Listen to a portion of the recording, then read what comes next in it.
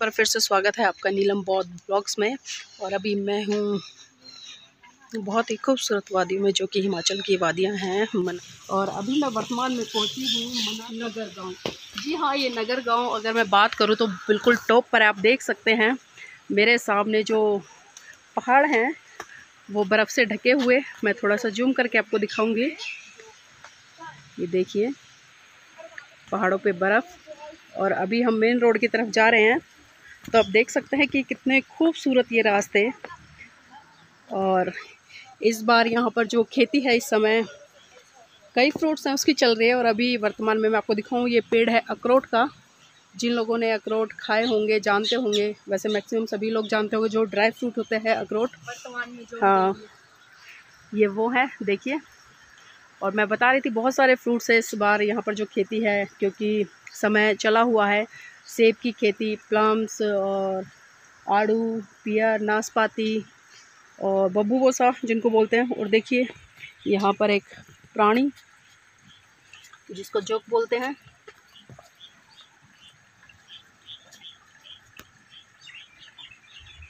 और यहाँ ये छोटी छोटी नालियाँ बहती हुई, कितना साफ पानी है नालियों में। और आपको यहाँ पर जो झरने हैं, पानी है, नदी बह रही है एक छोटी सी, उसकी भी आवाज़ आपको आ रही होगी।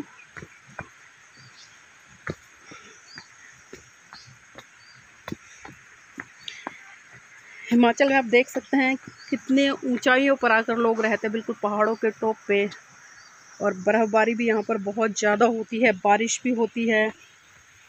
और आज का दिन काफ़ी सुहाना था वैसे, बहुत ही अच्छा। सुबह सुबह हम उठे तो बहुत ही खूबसूरत नज़ारे के साथ में एक प्रकृति का अद्भुत दर्शन हुआ।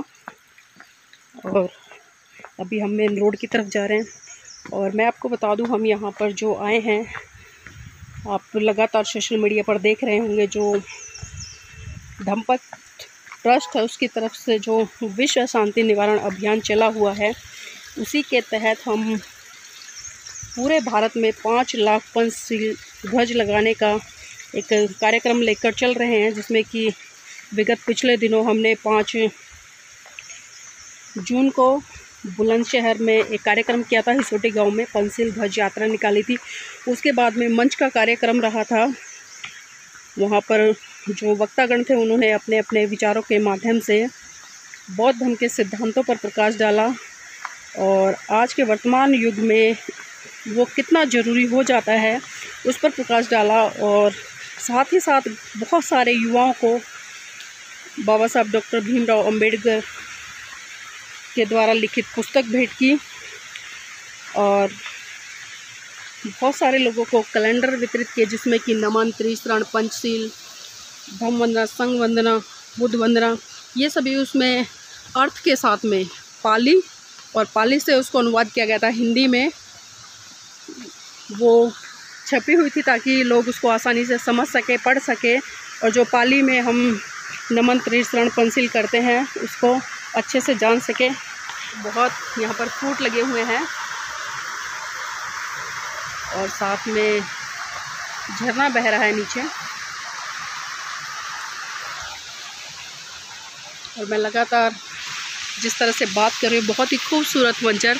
तो साथियों, मैं जिस तरह से बता रही थी कि जो धम्मपत ट्रस्ट की तरफ से जो कार्यक्रम, जो अभियान चला हुआ है, उसी कड़ी में हम कुल्लू मनाली पहुँचे हैं। और कल कुल्लू मनाली में हमने कई लोगों से चर्चा की, और वो लोग सभी तैयार हैं बाबा साहब के उस सपने को साकार करने के लिए, जिस सपने की परम पूज्य बाबा साहब बात करते थे कि पूरा भारत बौद्धमय हो। और उसी कड़ी में आज हम उन्हीं साथियों के माध्यम से, मैं बता रही थी कुल्लू से आगे कम से कम 50-60 किलोमीटर आगे एक गांव है नगर, उसी में है, और जो कि बिल्कुल टॉप पे है। तो वहीं पहुंचे हैं। यहाँ पर कुछ साथियों से मुलाकात हुई है। अभी वकील साहब यहाँ पर कैडर के माध्यम से लोगों को बताएंगे धम्म के बारे में। और क्योंकि यहाँ पर कहीं ना कहीं आप देख पाते हैं कि जो हिमाचल का इलाका है, वहाँ पर लोग ज़्यादातर पूजा पाठ, कर्मकांड, इन चीज़ों में बहुत ज़्यादा लिप्त रहते हैं। और देवी देवताओं का जिस तरह से यहाँ पर बहुत ज़्यादा हमें पुस्तकों में उल्लेख देखने को मिलता है, उन लोगों के द्वारा जो कहीं ना कहीं उसमें आस्था रखते हैं और इसको देवभूमि से जोड़कर बताते हैं। बहुत सारी चीज़ें हैं साथियों कहने के लिए। तो यहाँ पर जो लोग हैं जो पंचशीलों को फॉलो करेंगे और जो कहीं ना कहीं बाबा साहब को समझते हैं, धम्म को समझते हैं, उनके घरों पे पंचशील के ध्वज लगाने का जो अभियान है वो शुरू किया जाएगा। तो ये महत्वपूर्ण जानकारी साथियों मैंने आपको अपने ब्लॉग्स के माध्यम से दी है ताकि आपको ये महत्वपूर्ण जानकारी मिल सके। साथियों मैंने आपको जो भी जानकारी यहाँ पर दी है, तो देखते हैं यहाँ पर इस कारवा को बढ़ाने में कितने बड़े स्तर पर हमें सफलता मिलती है।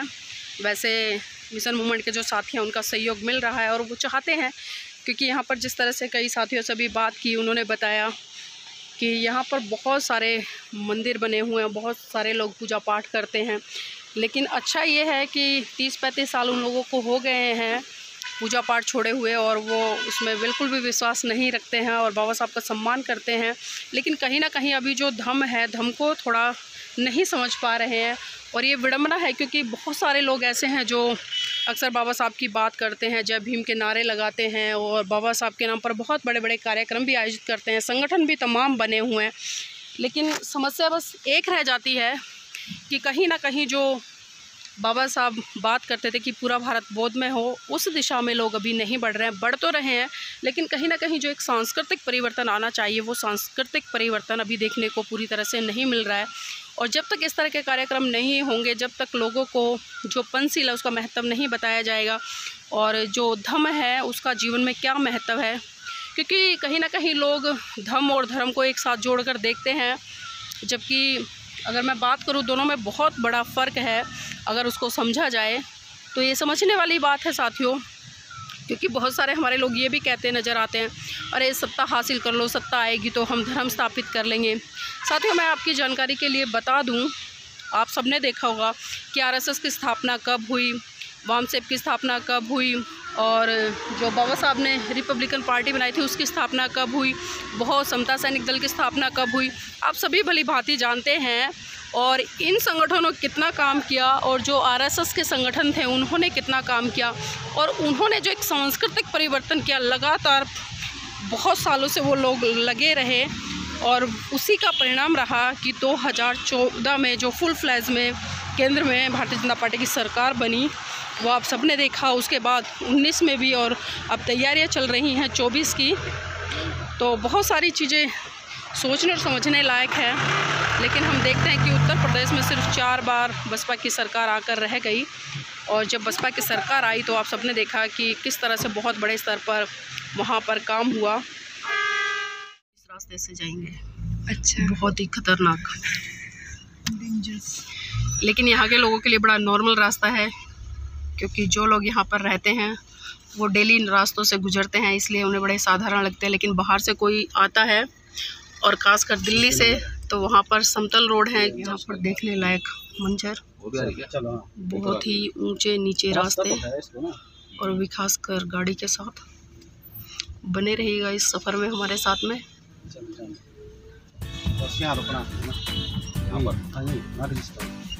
यहाँ से निकल जाएगा, अभी पीछे गया, चलो चलो जो आगे से गाड़ी हल्की पैक होगी। जाते हुए डल रहा है, ये तो बहुत अच्छा रास्ता है, बढ़िया। इससे अच्छा रास्ता कोई और नहीं है।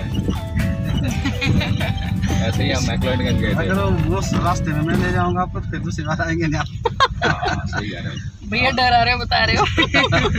ये है तो फिर नीचे या ऊपर वाला जैसे भी आता है।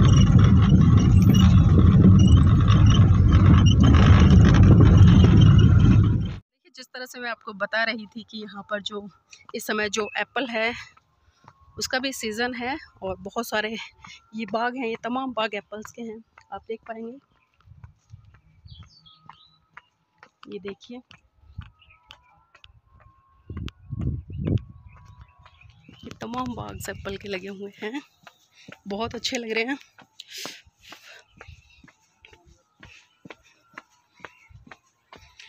अभी फ़िलहाल शुरुआत है, इसलिए बहुत छोटे छोटे हैं और कच्चे भी हैं। ये देखिए, ये देख सकते हैं आप। और बहुत ही खूबसूरत ये मंजर, ये देखिए।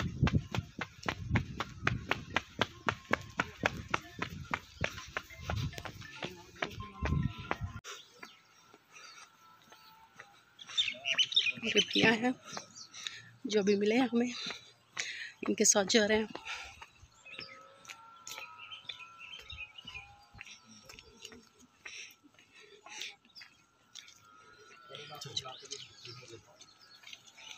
मैं कैद कर रही हूँ आप लोगों को।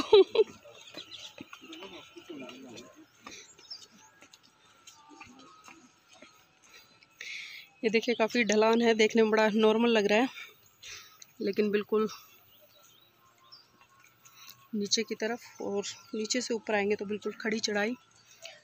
और छोटे छोटे देखिए वो बनाए हुए हैं स्पॉट पैर रखने के लिए, देखिए ऐसे ऐसे ऐसे ऐसे ताकि गिरे ना। और यहाँ पर देखिए जब मकान बनता है तो बहुत ज़्यादा मेहनत लगती है, इतनी ऊंचाई पर ईंटों को लाना, और जितना भी मटेरियल्स मकान बनाने में यूज़ होता है उसको पूरी तरह से तैयार करना। देखिए ये देखो हम कैसे कैसे रास्ते से जा रहे हैं, बागों के बीच में से और पहाड़ों के बिल्कुल टॉप पे हम।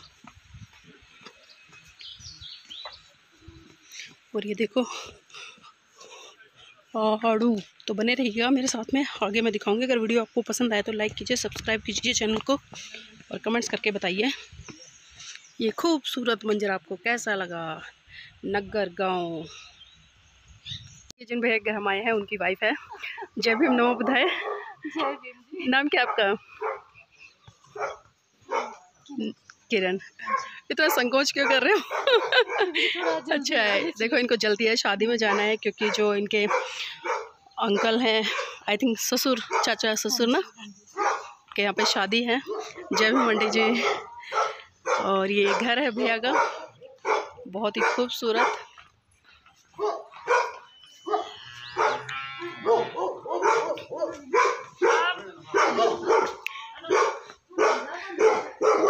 स्वागत।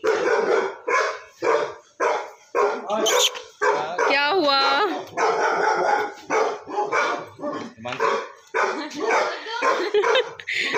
अजनबियों का स्वागत ऐसे ही होता है।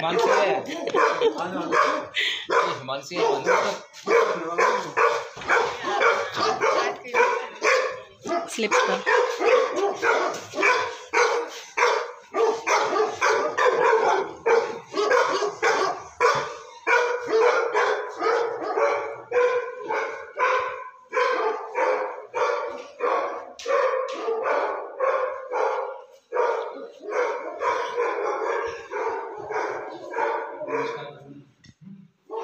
जय भीम। घर कम भैया, होटल ज़्यादा लग रहा है आपका घर।